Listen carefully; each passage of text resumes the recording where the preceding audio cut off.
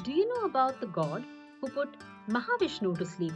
Let me tell you the story. Hiranyakashipu was a powerful asura who sought revenge for the death of his brother. He performed intense tapas and Brahma himself came down to grant him his boon. Hiranyakashipu asked for immortality, but Brahma could not grant him that.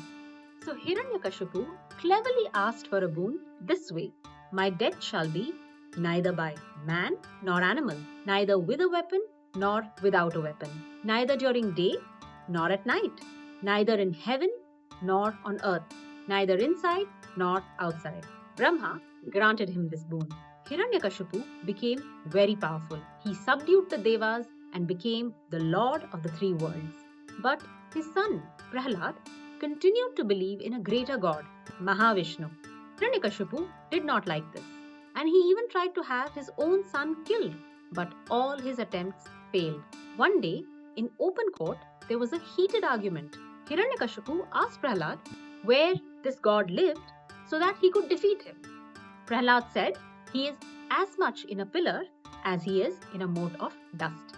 Hiranyakashipu knocked down the pillar, and sure enough, out came an avatar of Mahavishnu, Narasimha.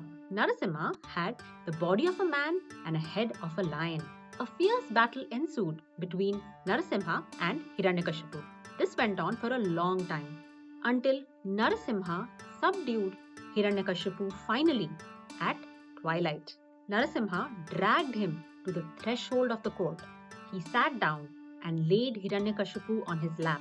Narasimha used his fingernails to tear open Hiranyakashipu's belly and disemboweled him.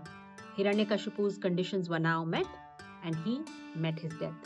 The furious Narasimha proceeded to drink the blood of Hiranyakashipu. He was now affected by Asura blood and he went off on an uncontrolled rampage.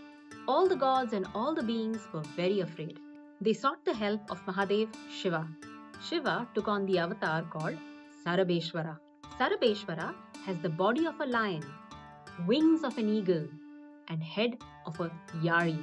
Sarabeshwara embraced Narasimha, laid him on his lap, and patted him to sleep.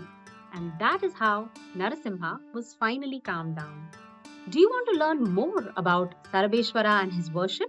Type Sarava in the comments, and I will see you in the next video.